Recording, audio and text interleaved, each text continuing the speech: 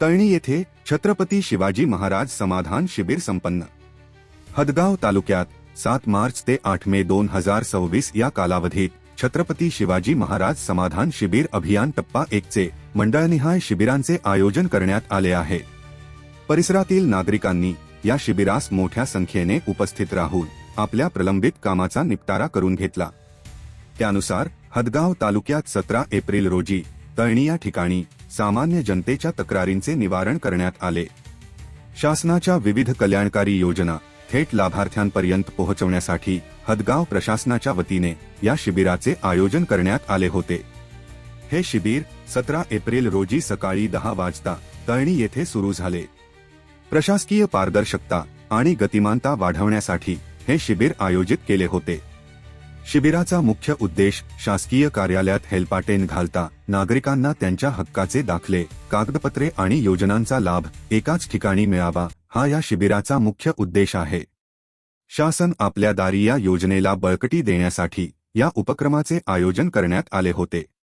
शिबिरात उपलब्ध असणाऱ्या प्रमुख सेवा विविध दाखले वाटप, ॲग्रिस्ट 7/12 अद्यावत करणे, PM किसान, प्रलंबित फेरफार निकाली काढणे, तुकडेबंदी कायद्याच्या अनुषंगाने कार्यवाही, मोजणी, सामाजिक अर्थसहाय्य योजनांचा लाभ, पाणंद रस्त्याबाबत कार्यवाही, लोकसेवा हक्क कायदा, तात्काळ सेवा, अभिलेख दुरुस्ती आणि हेल्पडेस्क यांसारखे इतर अनुषंगिक विषय यात समाविष्ट होते।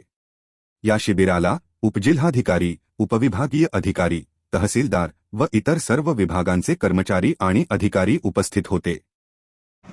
माझ्या शेतात रस्ता नसताना सुद्धा गट नंबर 11 मधून जबरदस्ती 1.5 फूट रस्ता दिला साहेब। माझ्या शेतात पाऊल वाट नाही, कुठलं काही नाही, माझा काही संबंध नाही।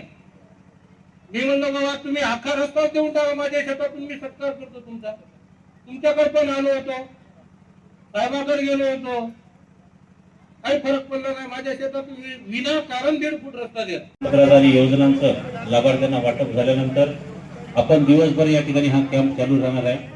आपल्याला ज्या कोणी विभागाशी काम असेल आपण त्या विभागाच्या टेबलवर जाऊन त्या ठिकाणी संपर्क साधायचा।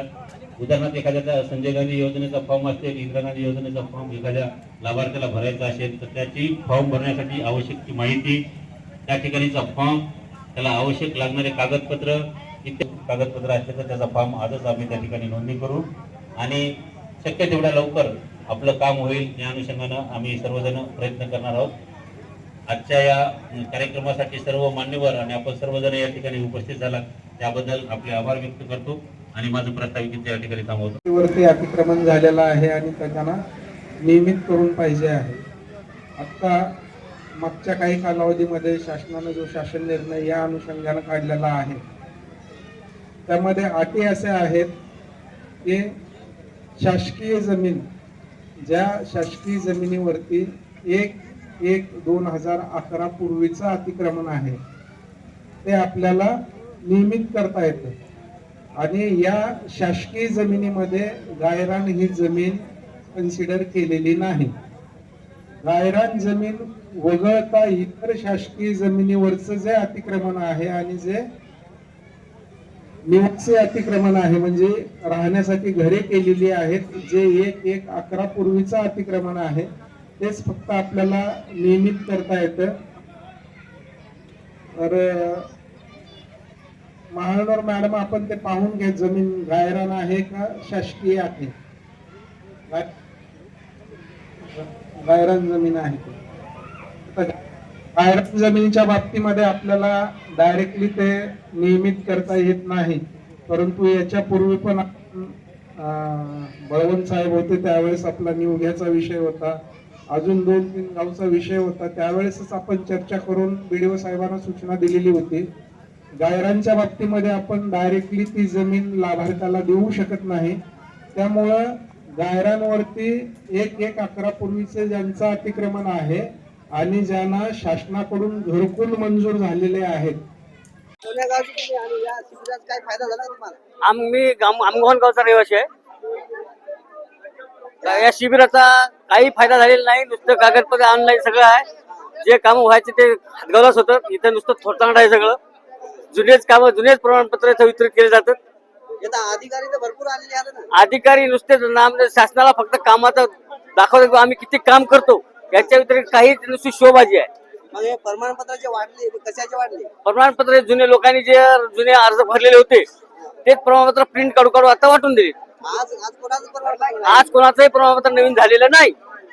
शासनाचं हे शिबिर जे राबवतात हे तुम्हाला काही फायदा नसल्यामुळे मग तुमचा याच्यावर उद्देश काय आहे नेमकं?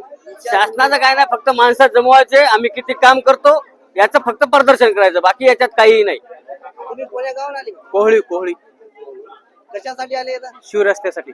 अच्छा ते झालं काम तुमचं? नाही शिवरस्ता मी 2 वर्षापासून माझ्याशी 9 नोटीस आता SDM ची आहे, तहसीलदारच्या 4 आता जाधव साहेब तहसीलदारची आहे, दादे मॅडम तहसीलदारची आहे आणि आता उंबरकर साहेबांना 2 नोटीस दिल्या. 9 नोटीस असून पण सुद्धा आपलं शिवरस्त्याचं काम झालेलं नाही.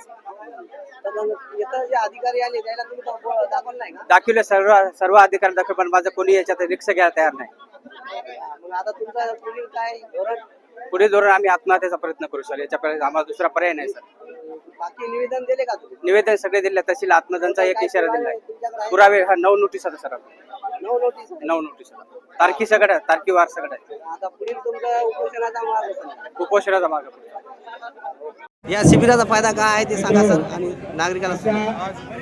छत्रपती शिवाजी महाराज महाराजस्व अभियानाअंतर्गत हे शिबिर घेण्यात आलं. ते सगळ्या नागरिकांच्या समस्येसाठी घेण्यात आलेलं आहे आणि त्याच्यामध्ये ज्या ज्या काही समस्या मांडलेल्या आहेत त्या लोक हे लागतील आणि या कार्यक्रमाला असलेले ग्रामीण भागातले सगळे लोक नगरीतून नगरी परिसरातून त्या सगळ्याचं मी स्वागत करतो, ऋण व्यक्त करतो आणि या शिबिराला प्रशासनाच्या लोकांनी जे सहकार्य केलं, लोकांच्या समस्या ऐकल्या आणि सोडवण्याचा प्रयत्न केला, त्याही सगळ्या प्रशासकीय अधिकाऱ्यांचं मी मनपूर्वक स्वागत करतो.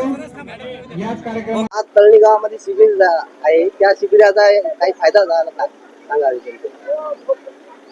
महाराष्ट्र शासनानं प्रत्येक मंडळ लेवलला जे काही एक छत्रपती शिवाजी महाराज महाराजस्व अभियान या माध्यमातून सर्वसामान्य लोकांची कामे होण्यासाठी सर्व विभागाला मंडळ लेवलला बोलावून एक बैठक आयोजित करून तिथे सर्टिफिकेटचं वाटप वगैरे लाभार्थ्यांना करण्याच्या संदर्भामध्ये हे जे महाराजस्व अभियान राबवलेलं आहे त्याच्यामध्ये सर्वसामान्यांची कामं होण्याच्या दृष्टीनं सर्व अधिकारी, सर्व विभागाचे अधिकारी मंडळ लेवलला बोलवून इथं त्यांच्या समस्येचं निराकरण करण्याच्या संदर्भानं ही बैठक प्रत्येक मंडळ लेवलला आयोजित केली. पूर्ण डिपार्टमेंटचे अधिकारी आले का सर? नाही, पूर्ण डिपार्टमेंटचे आलेले नव्हते. ज्या डिपार्टमेंटचे अधिकारी आलेले नाही आहे त्याच्यावर कार्यवाही करण्यासाठी सुद्धा या बैठकीत अधिकाऱ्यांना, उपविभागीय अधिकाऱ्यांना सूचना दिलेल्या आहेत. MSCBचे काही अधिकारी नव्हते असा लोकांचा प्रश्न होता. MSCBचे अधिकारी नाही आहेत ही बाब मी SDO साहेबाच्या, कांबळे साहेबांच्या लक्षात आणून दिलेली आहे आणि त्यांच्यावर सुद्धा कार्यवाही करण्यात येईल. या बैठकीला अनुपस्थित राहिल्याबद्दल जी काही कार्यवाही करायची आहे ती करण्याच्या संदर्भात सूचना सुद्धा दिलेल्या आहेत. आणि या तळणी गावातील काही लोकांनी पांधन रस्त्याचे जे प्रश्न मांडले त्याच्यात तुम्ही मार्ग घेणार? नाही, पांधन रस्त्याच्या बाबतीमध्ये तर आता तुम्हाला सांगितलंय, या बैठकीमध्ये जे सांगितलंय की बळीराजा शेत पांधन रस्ता नावाची जी काही एक महत्वाकांक्षी योजना महाराष्ट्र सरकारनं आणलेली आहे त्याची प्रभावीपणे अंमलबजावणी करण्यासाठी सुद्धा सर्व अधिकाऱ्यांना शासन स्तरावरूनच सूचना आहेत. त्याबाबतची कार्यशाळा आज माननीय जिल्हाधिकारी महोदयाच्या कक्षामध्ये होणार आहे आणि उद्याला तो प्रस्ताव शासनाकडे सुद्धा प्रस्तावित होणार आहे.